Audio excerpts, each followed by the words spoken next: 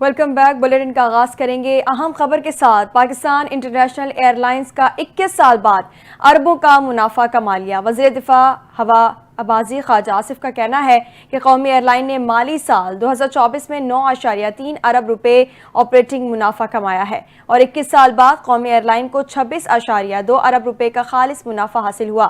قومی air line کی تنظیم نو، لاگت اور افرادی قوت میں معقولیت لائی گئی۔ انہوں نے کہا کہ راستوں کی اصلاح اور مالیاتی نظم و ضبط کے تحت جامع اصلاحات نافذ کی گئیں۔ قومی ایئر لائن اب نجکاری کے ذریعے مالیاتی کارکردگی سے فائدہ اٹھانے کے لیے تیار ہے۔ خواجہ آصف نے کہا کہ قوم کا فخر سمجھی جانے والی ایئر لائن پر عوام نے امید کھو دی تھی۔ حکومت کے سخت اقدامات کے باعث قومی ایئر لائن میں مثبت تبدیلی ممکن ہوئی۔ وزیر دفاع خواجہ آصف کا کہنا تھا کہ وزیر اعظم شہباز شریف کی قیادت میں ہر جانب سے اچھی خبریں آ رہی ہیں۔ دوسری جانب کینیڈا کی بیرک گولڈ کمپنی نے پاکستان میں سونے اور تانبے کے ذخائر نکالنے کے ریکارڈنگ منصوبے پر کام کرنے کی حامی بھر لی ہے۔ امریکی میڈیا کے مطابق بیرک گولڈ ریکارڈنگ منصوبے میں $3 ارب کی سرمایہ کاری کرے گی۔ بیرک گولڈ کا ریکارڈنگ منصوبے میں 50% حصہ ہوگا۔ امریکی میڈیا نے بتایا کہ باقی 50% حصہ حکومت پاکستان اور بلوچستان کے پاس ہوگا۔ بیرک گولڈ کمپنی کے مطابق منصوبے کے پہلے حصے پر رواں برس سے کام شروع ہو جائے گا اور سال 2028 میں ریکارڈنگ منصوبے کی پہلی پروڈکشن متوقع ہے۔ دوسری جانب بیرک گولڈ کے صدر اور سی ای او بیرک گولڈ مارک برسٹو نے پاکستان منرلز انویسٹمنٹ فورم سے خطاب بھی کیا اور کہا کہ پاکستان معدنی وسائل کے باعث منفرد حیثیت رکھتا ہے۔ معدنیات کا حصول صنعت کے لیے بہت ضروری ہے۔ ان کا کہنا تھا کہ مستقبل میں معدنی وسائل ہی ترقی کا ذریعہ ہیں۔ معدنی وسائل کے ذخائر کسی بھی ملک کی پائیدار ترقی کے لیے اہم کردار ادا کرتے ہیں۔ اپڈیٹ کریں گے۔ جمعیت علماء اسلام کے سربراہ مولانا فضل الرحمان نے غزہ میں اسرائیلی جارحیت کے خلاف 10 اپریل کو اسلام آباد میں کنونشن اور 13 اپریل کو کراچی میں احتجاجی مظاہرے کا اعلان کر دیا ہے۔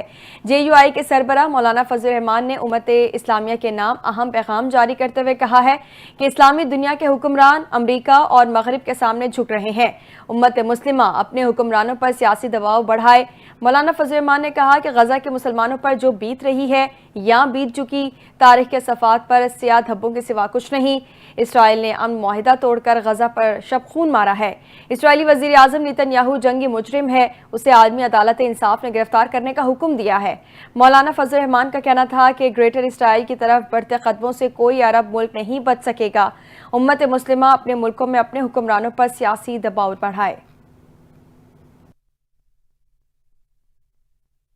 پاکستان نے اقوام متحدہ میں عسکری مصنوعی ذہانت کے خطرات پر تشویش کا اظہار کرتے ہوئے خبردار کیا ہے کہ عسکری میدان میں آرٹیفیشل انٹیلیجنس کا استعمال نئے اسلحہ جاتی مقابلوں کا آغاز کر سکتا ہے۔ اقوام متحدہ کی تخفیف اسلحہ کمیشن کے مباحثے سے خطاب میں پاکستان کے مستقل مندوب برائے اقوام متحدہ عاصم افتخار احمد نے کہا کہ اے آئی کو اسلحے کی کسی نئے منصوبے کے میدان میں تبدیل ہونے سے روکا جائے۔ انہوں نے کہا کہ عسکری میدان میں اے آئی کا استعمال نئے اسلحہ جاتی مقابلوں کا آغاز کر سکتا ہے اور علاقائی اور عالمی سلامتی کے ماحول کو عدم استحکام کا شکار بنا سکتا ہے۔ پاکستان کے مستقل مندوب عاصم افتخار احمد نے مزید کہا کہ اس کے عالمی امن و سلامتی پر گہرے اثرات مرتب ہو سکتے ہیں۔ انہوں نے زور دیا کہ جوہری تخفیف اسلحہ اولین ترجیح ہونی چاہیے۔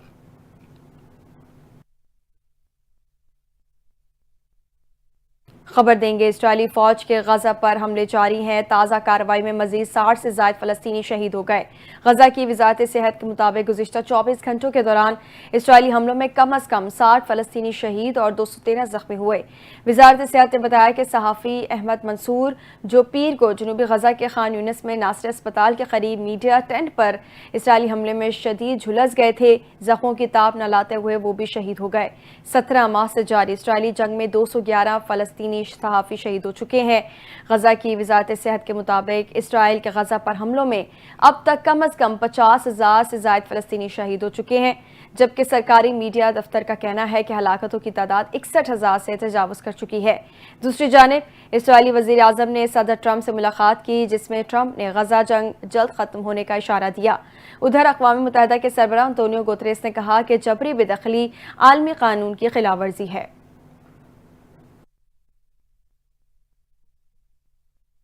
فلسطین کی مزاحمتی تنظیم حماس کے اعلیٰ عہدیدار نے کہا ہے کہ غزہ میں جنگ ہمیشہ نہیں چل سکتی، اس لیے جنگ بندی بہت ضروری ہے۔ فرانسیسی خبر رساں ایجنسی سے بات کرتے ہوئے حماس کے سیاسی بیورو کے رکن حسام بدران نے کہا کہ یہ جنگ ہمیشہ نہیں چل سکتی، اس لیے جنگ بندی تک پہنچنا ضروری ہے۔ انہوں نے بتایا کہ ثالثوں سے رابطہ اب بھی جاری ہے، لیکن تاحال کوئی نئی تجاویز سامنے نہیں آئیں۔ حماس کے سیاسی بیورو کے رکن نے مزید بتایا کہ حماس ایسے تمام اقدامات کے لیے تیار ہے جو جنگ بندی اور فلسطینی عوام کے خلاف جاری نسل کشی کو روکنے کا سبب بنے۔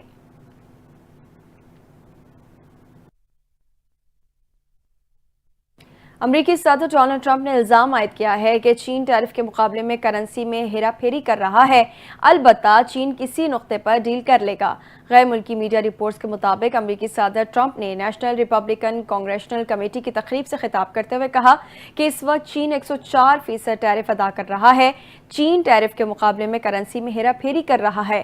امریکی صدر نے مزید کہا کہ ٹیرف کی مد میں ہم روزانہ $2 ارب حاصل کر رہے ہیں۔ جاپان اور جنوبی کوریا کے نمائندے معاہدے کے لیے امریکہ پہنچ رہے ہیں۔ میرا خیال ہے چین کسی وقت معاہدہ کر لے گا۔ ٹرمپ نے کہا کہ ہم فارماسیوٹیکل پر ٹیرف عائد کرنے جا رہے ہیں۔ اس کے علاوہ صدر ٹرمپ کا کہنا تھا کہ ڈیموکریٹس پر عوام کا اعتماد ختم ہو چکا ہے۔ ڈیموکریٹس کے دور میں مجھے سیاسی انتقام کا نشانہ بنایا گیا۔